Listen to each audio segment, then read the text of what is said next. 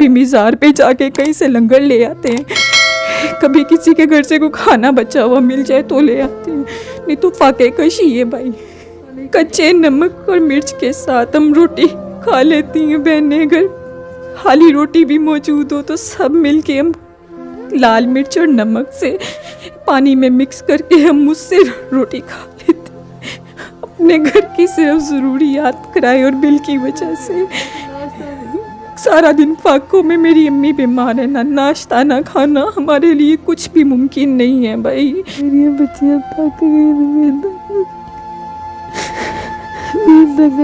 थक गई, गुंजाइश नहीं होना चाहिए। अभी तकरीबन 2:30 बज चुके हुए हैं दोपहर के, और इस माँ ने अभी तक और इस बहन ने अभी तक नाश्ता नहीं किया हुआ, क्योंकि इनके पास पैसे नहीं है नाश्ता करने के। आमिर राना ऑफिशियल से मैं हूँ आमिर बशीर। मैं जिस फैमिली के साथ प्रोग्राम करने के लिए मैं यहाँ पे दूसरी बार आया हूँ। पहले जब मैं इनसे प्रोग्राम किया था तो एक पब्लिक प्लेस थी मीनारे पाकिस्तान पे, वहाँ पे इस बहन को बुला के हमने प्रोग्राम किया था। लेकिन क्योंकि वो हमारा प्रोग्राम हेल्पिंग प्रोग्राम था तो लोग हमें कहते थे कि आप किसी को भी बुला के पब्लिक प्लेस पे प्रोग्राम कर लेते हैं, तो ये अच्छा वे नहीं है। हमने कहा कि आज हम उस फैमिली के घर में जाते हैं, उस फैमिली के घर के हालात आपको दिखाते हैं। हमने जो स्टोरी की थी वो सिर्फ़ एक स्टोरी नहीं थी, बल्कि वो एक हकीकत थी। इस घर में 5 बहनें हैं, ये सबसे बड़ी बहन है। इसकी वालदा हैं ये जो लेटी हुई हैं, इन्हें मुख्तलिफ़ बीमारीज़ हैं। उनकी जो रिपोर्ट्स हैं वो मैं आपको स्क्रीन पर भी दिखाऊंगा। इनके वालिद की डेथ हुए तकरीबन 2 साल हो चुके हुए हैं। घर में ये हालात हैं कि 2 वक्त के जो खाने के लुकमे हैं ना बहनों के पास, वो भी नहीं है। घर में ये कैसे गुजर बसर कर रहे हैं, क्या हालात हैं इनके, वो आज दोबारा दिखाने के लिए मैं यहाँ पे आया हूँ, ताकि मैं बता सकूँ कि जो हम वीडियो बना रहे हैं ना, ये असल में वो लोग हैं जिनकी मदद करनी चाहिए, जिनकी मदद हम नहीं करते। हमें नहीं पता होता कि हमारे साथ वाले हमसाए किस अज़ियत में ज़िंदगी गुजार रहे हैं। ये माँ जो है ना और ये बहन, ये ज़ारो कतार रो भी रहे हैं। तो अपना जब पर्दा उठाया जाता है ना तो पेट अपना ही नंगा होता है। कोई नहीं चाहता कि हमारी इज़्ज़त को कोई देखे, लेकिन मजबूरी की खातर लोग मीडिया के सामने आते हैं और बताते हैं। तो इस बहन से दोबारा बात करते हैं, और हम इसकी जो वालदा जो मेरे साथ यहाँ पे लेटी भी हुई हैं, इन्हें फालज भी हुआ है। इनसे सही बात भी नहीं होगी, लेकिन हम कोशिश करेंगे थोड़ी सी इनसे बात ज़रूर हम कर लें। लेकिन उससे पहले इसकी बहन से बात करते हैं। अस्सलाम वालेकुम। वालेकुम अस्सलाम। क्या हाल है आपका बहना? दोबारा आपके पास आए हैं इस उम्मीद के साथ कि इंशाल्लाह हम आपकी ज़रूर मदद करेंगे। मुझे बताएं, आज वो आपकी बहनें कहाँ पे हैं? कितनी बहनें हैं आपकी? हम 5 बहनें हैं। तो हमारे रिश्तेदारों में एक फौतगी हो गई है जो वहाँ पे गए हैं मेरी ताई के साथ। तो मैं और अम्मी हम घर पे हैं, क्योंकि हमने अभी घर शिफ्ट की है, अपना घर आज ही कल शिफ्ट की है। तो मैं आपका वेट कर रही थी। मैं भाई को बुलाया है कि भाई आप हमारी हेल्प के लिए पहले भी आपके पास आए थे, लेकिन कुछ भी नहीं हुआ। दोबारा आपको मदद के लिए बुलाया है कि भाई आप हमारी कोई मदद करते। दोबारा आज जब ये आया हो ना यहाँ पे मैं, तो मैंने पूछा कि सारा जो सामान है ना इनका बंधा हुआ है। ये मैं नया इन्होंने घर यहाँ पे शिफ्ट हुए हैं। 1 साल में आपने 4 मकान बदल लिए हैं, क्यों? भाई जब घर में ना खाने के लिए हो, ना रेंट देने के लिए हो, जब घर में गुर्बत हो, बीमारी हो, बेबसी हो, यतीमी हो, तो उन यतीमों का यही हाल होता है जो आज हमारा है। यतीमों का कोई नहीं होता अल्लाह और अल्लाह के रसूल के अलावा। जब छोटी छोटी मेहनत के लिए 1-1 रुपए के लिए घरों में मेहनतें ला के बाहर किसी के घर में काम करके, किसी के बर्तन मांज के, किसी की सफाइयाँ करके, दर दर की ठोकरें खा के जब हम रिज़्क कमा के घर लाते हैं, फिर भी रोटी पूरी नहीं होती, क्योंकि किराए और बिल वो नहीं निकलते, तो रोटी कहाँ से लाएं? कभी मीज़ार पे जाके कहीं से लंगर ले आते हैं, कभी किसी के घर से कोई खाना बचा हुआ मिल जाए तो ले आते हैं, नहीं तो फाके कशी है भाई। महंगाई इतनी महंगाई है भाई कि आटा भी महंगा, हर चीज़ महंगी। मुझे बताएं कि इस घर में आप शिफ्ट हुए हैं, इसका घर का किराया कितना है? इसका 13,000। तो जो पहले छोड़ के आए हैं उसका कितना था? उसका भी 13 था, लेकिन मांगते ज़्यादा थे। कोई 15 मांगता था, कोई 18 मांगता था। हम नहीं दे सकते। अगर हम कहना कि हम घर का किराया इतना नहीं दे सकते तो मकान भी नहीं देते लोग। हम कहाँ जाएं भाई लेके अपनी माँ को, अपनी बहनों को, बीमार माँ को, फैमिली को लेके कहाँ जाएं? जिनके सर पे अपनी छत नहीं होती, उनकी ज़िंदगी नहीं होती है भाई। मुझे ये बताएं कि जो छोटी बहनें हैं क्या करती हैं वो, मतलब क्या कर रहे होते हैं घर में, कैसे गुजर बसर कर रहे होते हैं? भाई उनको हिफ्ज़ करवा रही हूँ साथ। उसके बाद वो जब घर आती हैं तो ये जो जूतों पे लोशन लगाते हैं उसके ऊपर लोशन लगा के उसकी कटाई करना। कभी वो माल आ जाता है, कभी उस पर नग लगाने के लिए आ जाते हैं जो लेडीज़ शूज़ पे होते हैं। कभी कमीज़ें, जो लेडीज़ फैंसी कमीज़ें होती हैं उनके ऊपर गम के साथ मोती लगाना। फुल हैवी काम होता है, लेकिन 50 रुपये एक कमीज़ के मिलते हैं जिसमें पूरा दिन चाहिए। सारा दिन मेहनत करके एक 50 रुपये कमाने और वो अपने किराए के लिए, अपने बिल के लिए जमा करने कि अपने घर का। तो ये कहाँ से लेते हैं आप? मार्केट से लेते हैं, लोगों के घरों से लेते हैं? भाई लोगों से पूछती हूँ, दुकानदारों से पूछती हूँ, कहीं पे कोई मेहनत हो तो हमें बता दें, या कोई जानने वाली बता देती है, कोई मोहल्लेदार बता देती है फलां जगह पे जी हम ये मेहनत करते हैं आप भी लें। उनसे पूछ के वहाँ से, उनके ज़रिए हम वहाँ से ये चीज़ें ले आते हैं, घर पे बैठ के मेहनत कर लेते हैं। और मैं ही जाती हूँ, मेरी बहनें बाहर नहीं मैं जाने देती, वक्त अच्छा नहीं है। मुझे बताएं कि आप लोगों के घरों में काम करती हैं, मेहनत मजदूरी करती हैं ताकि अपनी माँ का, अपनी बहनों का पेट पाल सके। आपकी बहनें घर पे रहती हैं हिफ्ज़ कुरान के अलावा किसी और जगह पे आप उन्हें कह देंगे चले ये भी आप भी थोड़ा सा काम कर लें ताकि घर का गुजर बसर अच्छा हो सके?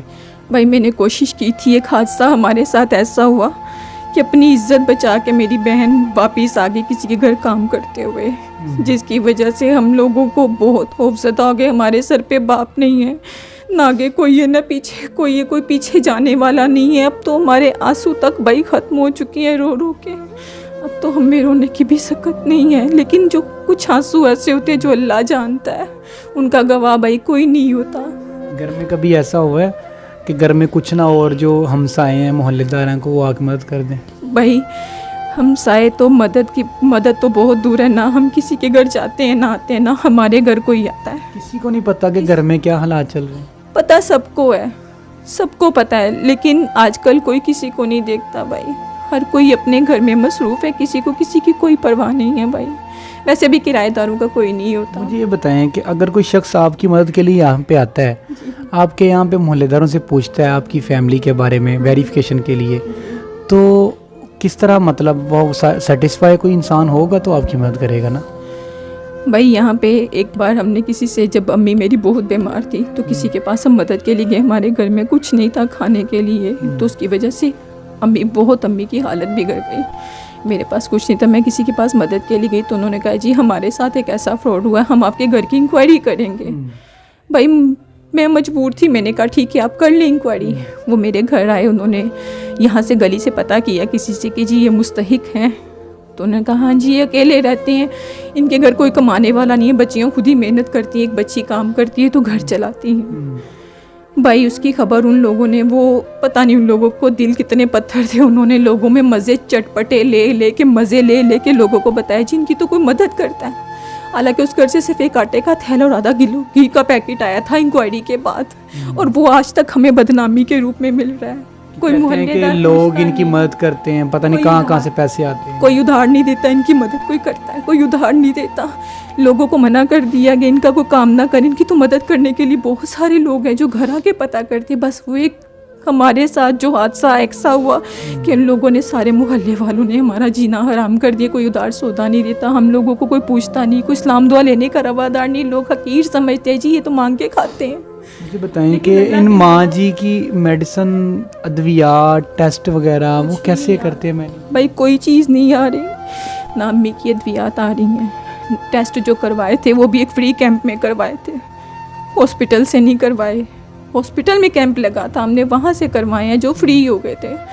उसके बाद भाई ना डॉक्टर ने कहा आप इनको फलां हॉस्पिटल ले जाएं, इनकी हड्डियों का मसला आप इनको गंगाराम ले जाएं, या इनको कार्डियोलॉजी ले जाएं, सर्विस ले जाएं। लेकिन भाई आने जाने का किराया चाहिए, आने जाने के खर्चात चाहिए। आप ये कह रहे हैं कि आपके पास किराया नहीं होता आने जाने के लिए, आपके पास पैसे नहीं है घर का खाना, राशन के लिए, 2 वक्त का खाने के लिए, तो किराया घर का कैसे देते हैं? कैसे देंगे? तो घर का किराया फिर कैसे देते हैं आप? जो घरों की मेहनत करती हूँ, घरों की सफाइयाँ, बर्तन धोती हूँ, बच्चों को जो कुरान की तालीम देती हूँ, जो हम घर पे बैठ के जो मेहनत करते हैं मेरी बहनें, वो पैसे हम जमा करते रहते हैं, वो जमा करके फिर हम किराया अदा करते हैं। कितने और पैसे पूरा भी इकट्ठे हो नहीं जाते हैं होता। किराया पूरा भी नहीं देते, किस्तों में देते हैं।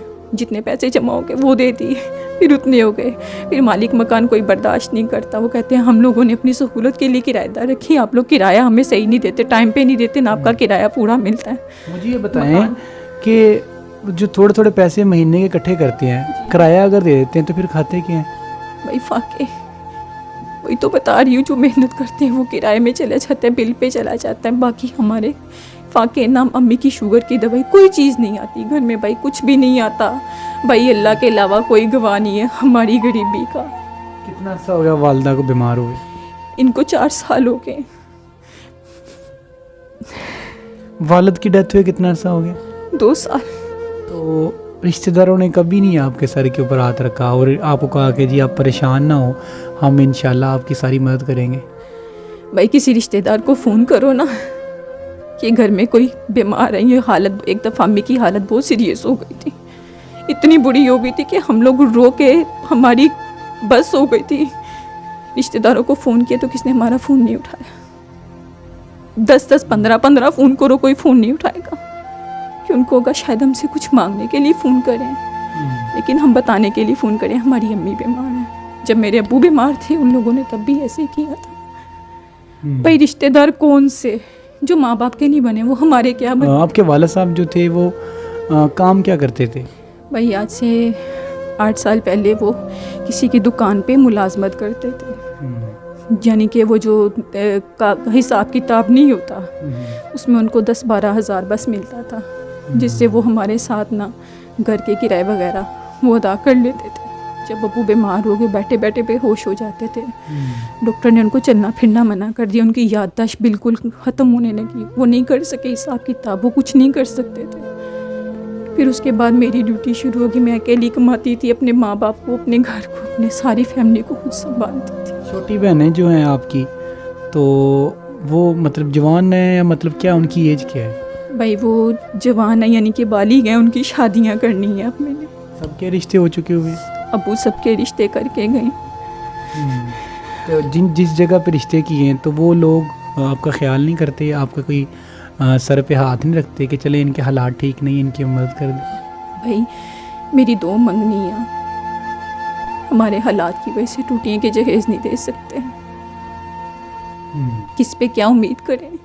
जिन बहनों की मंगनियाँ की हैं हमने, उन लोगों को हालात सब कुछ पता है, लेकिन वो खुद साहिब हैसियत नहीं है कि वो हमारी मदद कर सके, क्योंकि वो भी बस अपने घर का गुजर बसर अपने बच्चों की कमाई से ही करते हैं, लेकिन हमारा तो कमाने वाला भी कोई। अगर कोई शख्स आपको कहता है कि वो साहिब हैसियत भी हो, वो कहता हो कि जी मुझे भी जीवन साथी की ज़रूरत है, वो आप लोगों का सर पे हाथ भी रखे, आपके सारे अखराजात भी उठाए, तो क्या आप डिज़र्व करते हैं कि ऐसा कोई शख्स हो वो यहाँ पे मतलब आप लोगों का सहारा बन जाए? भाई जो मेरे अब्बू ने हमारे रिश्ते तय किए ना, हमारी शादियाँ वहीं पे होंगी। क्यों? हम अपनी मर्ज़ी से कुछ नहीं कर सकते कि लोग हमारा इमेज ख़राब कर देंगे कि बाप ने किया कुछ था, बेटियों ने अपनी मर्ज़ी की। क्योंकि आप कह रहे थे ना कि जो मेरी 2 इंगेजमेंट टूट चुकी हैं, और अब जिस जगह पे हुई हैं वो लोग अच्छे हैं, ठीक है गरीब है लेकिन अच्छे हैं, जहाँ पे अब मंगनी हुई है। इससे पहले मेरी 2 मंगनियाँ टूट चुकी हैं, वो इसीलिए अपनी गरीबी की वजह से टूटी हैं। भाई ये सिसकती आवाज़, आंसुओं से भरा चेहरा और लब, जो आवाज़ निकल रही है ना इनके चेहरे से, आप महसूस तो कर रहे होंगे ना कि क्या इनके हालात चल रहे हैं इस वक्त। यहाँ पे आके आपको सब कुछ बताने का सिर्फ मकसद यही है कि आपको मैं बता सकूं कि असल हकीकत में जो लोग डिज़र्व करते हैं ना कि जिनकी मदद की जाए, वो कौन लोग हैं। वो लोग माशरे में सबको आके बताते नहीं हैं कि हमारी मदद करें। ये वो लोग हैं जो साइलेंटली बैठे रहते हैं और किसी मसीहा का इंतज़ार करते हैं, और इंतज़ार ये होता है कि अल्लाह उनकी मदद करेगा।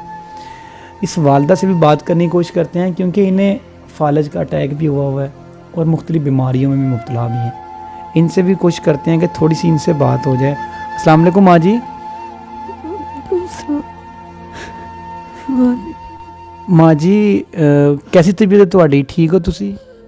बस देख ले भाई आप, शुक्र है मालिक का 20 साल में। रोए नहीं, परेशान ना हो, मुझे बताएं क्या मतलब परेशानी है आपको, क्यों मतलब बेटी भी रो रही है आपकी, मसला क्या है, मसला तो बताएं आप मुझे। मेरी बच्चियां थक गई, मेहनत कर करके थक गई ने, उन्होंने गुंजाइश नहीं होना चाहिए। तो बेटियां हैं ना, देखें बेटियां हैं ना, तो बेटियां तो माँ की खिदमत से, माँ बाप की खिदमत से पीछे नहीं हट सकती, वो तो लगी हुई है ना अपने माँ के साथ। अब मेहनत करती हैं लेकिन उनको अल्लाह ताला जानते हैं, कभी नहीं छोड़ती। खेलों में उसमें चला जाता है, बाकी घर की ज़रूरियात पूरी करने के लिए कुछ नहीं बचता। मैं आपको ना थोड़े से घर के हालात आपको दिखा देता हूँ।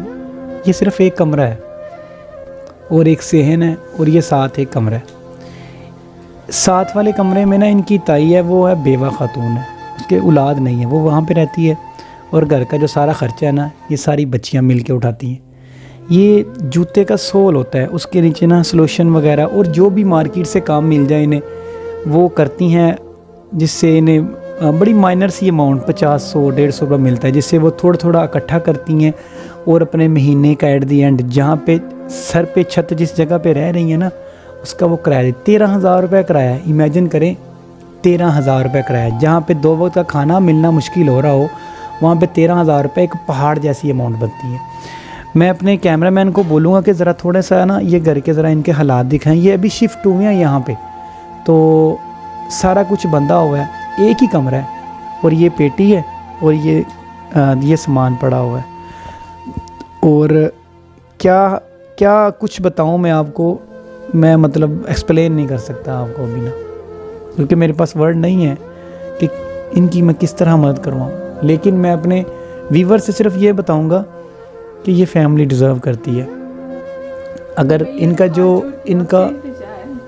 जी बताएं कि हमारी इतनी मदद कर दे, हमारे सर पे छत मिल जाए, हमें अपनी छत मिल जाए, हमसे ये किराए के दिक्के नहीं खाए जाते। आए दिन लोग जवाब दे देते हैं, सामान उठाना, इधर उधर भटकना, घर ढूंढना, भाई हमसे नहीं ये होता। हम लोग बहुत मजबूर हो गए, हम बेटियाँ हैं, ये बेटों के काम है, लेकिन हम बेटियाँ होकर लड़ रही हैं, अपनी जंग लड़ रही हैं ज़िंदगी से। लेकिन हमें महंगाई ने, हालात ने बेबस मजबूर कर दिया। आपके आगे हाथ जोड़ते हैं, हमारी इतनी मदद करवा दें, हमें अपनी छत मिल जाए, परेशान ना हो, हमें अपनी छत मिल जाए। इनको हमने वादा किया है कि इनकी एक बहन की इंशाल्लाह हम जॉब का ज़रूर बंदोबस्त करवाएंगे, क्योंकि ये डरती हैं कि इनकी एक बहन के साथ पहले भी इज़्ज़त पे वार किया गया, लेकिन अल्लाह ने उसे बचा लिया। इस वजह से अपनी छोटी बहनों को ये बाहर नहीं भेजती काम के लिए, सिर्फ मदरसे में जाती हैं, मदरसे से हिफ़्ज़ कर रही हैं। ये भी हाफ़िज़ कुरान है, इसके छोटे चारों बहनें वो भी हाफ़िज़ कुरान बन रही हैं, वो घर में आके थोड़ा बहुत काम करती हैं। हालात इस कदर क्रूशियल हैं कि इन्हें नहीं पता कि शाम का कोई दाल रोटी या कोई टुक्कर इन्हें मिल जाएगा खाने के लिए कि नहीं। नमक मिर्च लेके, कच्चे नमक और मिर्च के साथ हम रोटी खा लेती हैं बहनें। अगर खाली रोटी भी मौजूद हो तो सब मिलके हम लाल मिर्च और नमक से पानी में मिक्स करके हम उससे रोटी खा लेते हैं। अपने घर की सिर्फ ज़रूरियात किराए और बिल की वजह से सारा दिन फाकों में। मेरी अम्मी बीमार है, ना नाश्ता ना खाना, हमारे लिए कुछ भी मुमकिन नहीं है भाई, हमारे लिए कुछ भी मुमकिन नहीं है। अभी तकरीबन 2:30 बज चुके हुए हैं दोपहर के, और इस माँ ने अभी तक और इस बहन ने अभी तक नाश्ता नहीं किया हुआ, क्योंकि इनके पास पैसे नहीं है नाश्ता करने के लिए। मज़ीद मैं आपको कुछ नहीं बता सकता। इनका जो नंबर है ना वो हमारी स्क्रीन पर है। अगर किसी भाई ने इनकी मदद करनी हो, खुदा खौफी दिल में हो, तो ज़रूर कर दीजिएगा। तो जायज़ कैश इनका होगा, उसके अकाउंट के ऊपर इनकी मदद ज़रूर कीजिएगा।